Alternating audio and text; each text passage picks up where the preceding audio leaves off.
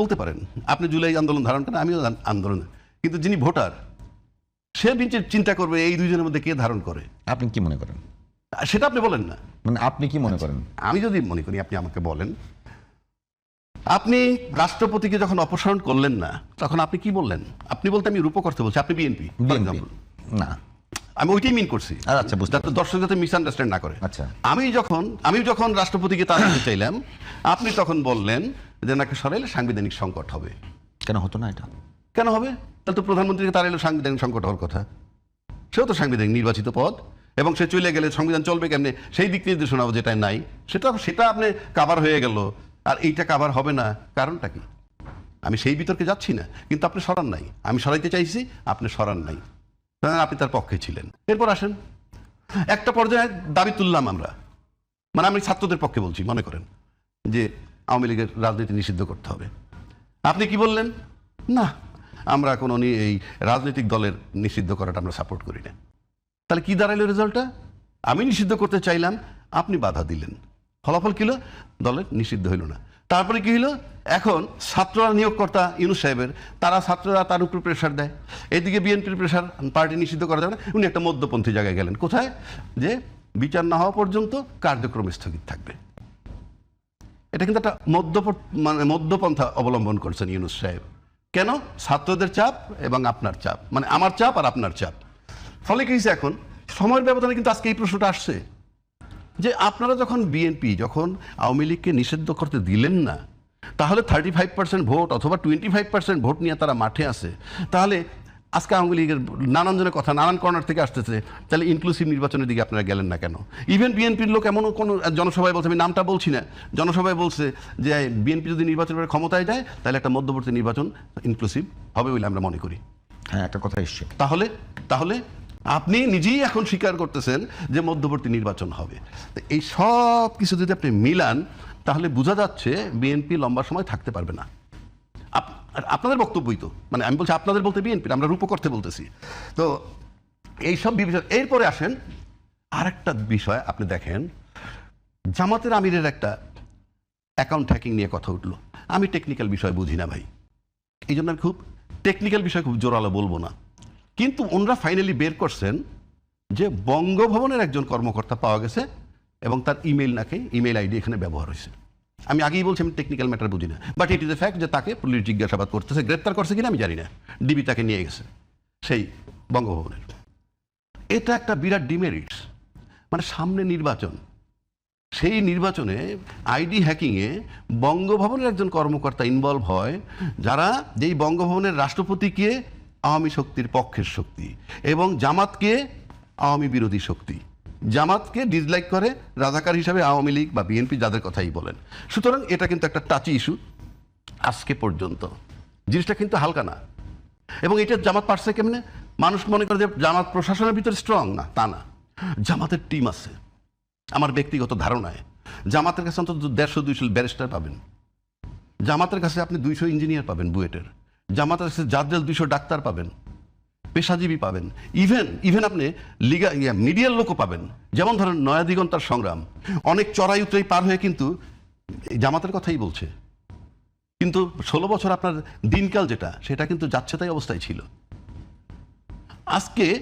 আজকে এখনো কিন্তু বহাল তবিয়তে সংগ্রাম এবং নয়া দিগন্ত আছে।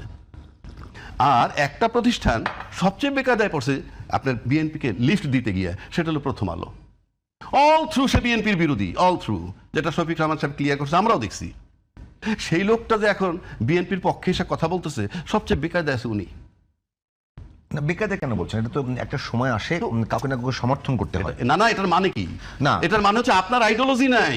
আপনি যখন আপনার আইডিওলজিটা চেঞ্জ করে ফেলবেন, ইউটার্ন নিবেন। প্রথম আলোর ইউটার্ন নিতে হয়েছে আজকে বিএনপির এই কভারেজ দিতে গিয়ে।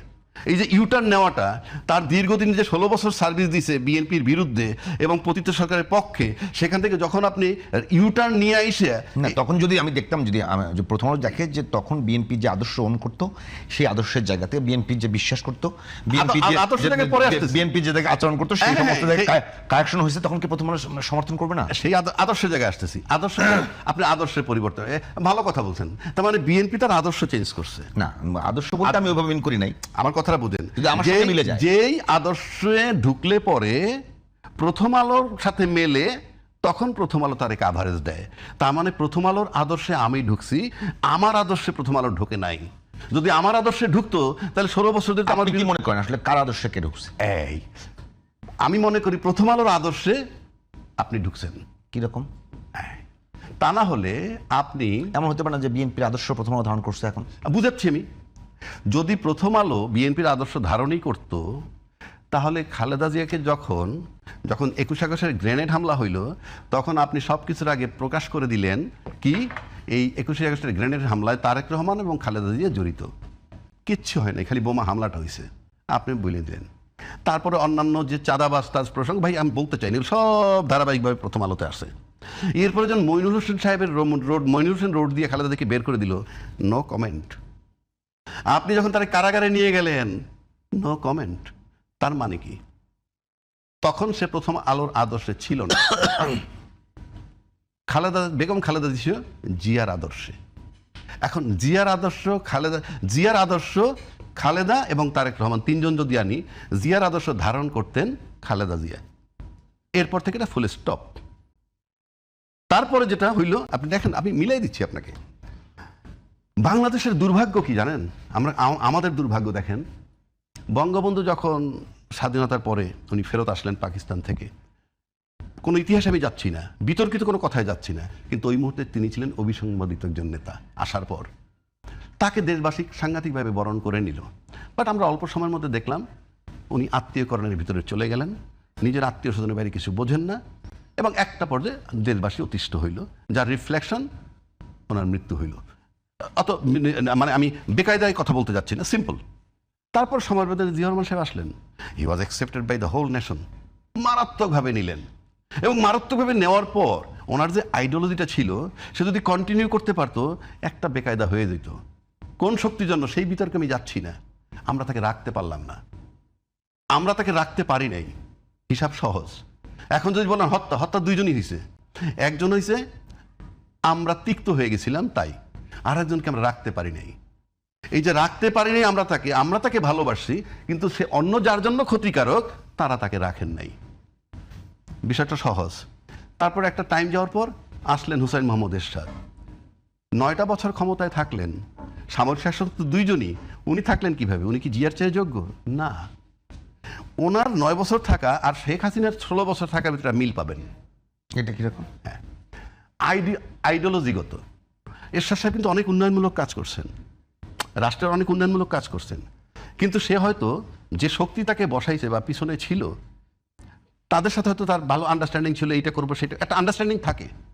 সেটা হয়তো একসময় সে যে শান্তিপূর্ণভাবে 7-8 বছর পার করার পর যখন দেখলো যে না, যে পরিমাণ বিপুল প্রত্যাশা করতেছিল সেটা পাচ্ছে না, তখন তার বিরুদ্ধে কিন্তু আন্দোলন গড়ে উঠলো এবং অভ্যুত্থান হয়ে গেল। খালেদা জিয়া ক্ষমতা আসলেন। বেগম খালেদা আসার পর বেগম জিয়ার গায়ের থেকে গন্ধ পাওয়া যাচ্ছে জিয়াউর রহমানের, মানে আমি বলছি গুণগত, রাজনৈতিকভাবে সব দিক থেকে আদর্শ তার গন্ধ পাওয়া যাচ্ছে। তার গন্ধ যখন পাওয়া যাচ্ছে, তখন আপনি মনে করেন এই দেশে প্রথম থেকে তার বিরুদ্ধে কথাবার্তা উঠে নাই, এই আন্দোলন সেই আন্দোলন, বিভিন্ন বিষয় আসছে। আসার পর 96 যখন আসলো, তখন একটা ইস্যু বানানো হইলো, আসলো একটা ইস্যু, তত্ত্বাবধায়ক সরকার। সেখান থেকে নতুন সরকার এসে গেল। তত্ত্বাবধায়ক সরকার পর আসলো প্রথম শেখ হাসিনা 2001 থেকে, আবার 2001 না 96 থেকে। 96-র পরে আবার চলে আসলো খালেদা জিয়া। তখন দেখলো যে না, তো গভর্নমেন্ট খালি অল্টারনেটিভ হবে। কেন? মানুষ 5 বছর পর পর অতিষ্ঠ হয়ে যায়। অতিষ্ঠ হয়ে গেলে সেকেন্ড অপশন কি থাকে? এবার আপনি আমারে মাইট দিচ্ছেন, মারছেন বলে আমি ভোট, আপনি মারছেন জনগণের, ভোট আমারে দিছে, আবার আমি জনগণের মারলাম, ভোট আপনাকে দিছে। এই যে অল্টারনেটিভ হইতে গেলে লক্ষ্যে পৌঁছানো যায় না, যেখানে আওয়ামী লীগ যে লক্ষ্যে পৌঁছাইতে চাইছিল, তখন আবার আওয়ামী লীগ মনে করলো যে না, তত্ত্বাবধায়ক সরকারটা বাদ দিয়ে দরকার, এবং বাদ দিয়ে কিন্তু সে লম্বা সময় ক্ষমতায় থাকলো। এই যে লম্বা সময় যে সে ক্ষমতায় থাকলো আর এরশাদ 9 বছর থাকলো, এর ভিতরে একটা মিল পাওয়া যায়। বেগম খালেদা দিয়ে কিন্তু যেহেতু জিয়ার আদর্শ লালন করতো, সে একটা সময় যাওয়ার পর ওই তত্ত্বাবধায়ক সরকারটা বাতিল করে তাকে কিন্তু আর ক্ষমতায় যাইতে দেওয়া হয় নাই। কারণ যে আদর্শটা দেশবাসীর জন্য প্রয়োজন, যে আদর্শটা দেশবাসীর জন্য প্রয়োজন, সেইটা লালন করতেছিল খালেদা জিয়া। কিন্তু একটা সময় খালেদা জিয়া যখন আউট হয়ে গেলেন বা আউট করা হইলো, যেভাবেই যাক, তারপর বেঁচে ছিলেন দীর্ঘদিন, ক্ষমতায় কিন্তু যান নাই। এরশাদ সাহেব যখন আউট হয়ে গেলেন সেই 1991 সালে না 90 ডিসেম্বরে 91 থেকে মারা গেলেন 2009-এ, মোটামুটি অনেক লম্বা সময় জীবিত ছিলেন, ক্ষমতায় কিন্তু আর যেতে পারেন নাই। তার মানে ক্ষমতায় লম্বা সময় থাকতে হলে আওয়ামী লীগের গুণে গুণান্বিত হইতে হবে, এবং সেই আওয়ামী লীগের গুণে যিনি গুণান্বিত হবেন তিনিই কাভারেজ পাবেন প্রথম আলোর। আজকে বিএনপি যে প্রথম আলোর কাভারেজ পাচ্ছে, হয়তো প্রথম আলো মনে করতেছে আওয়ামী লীগের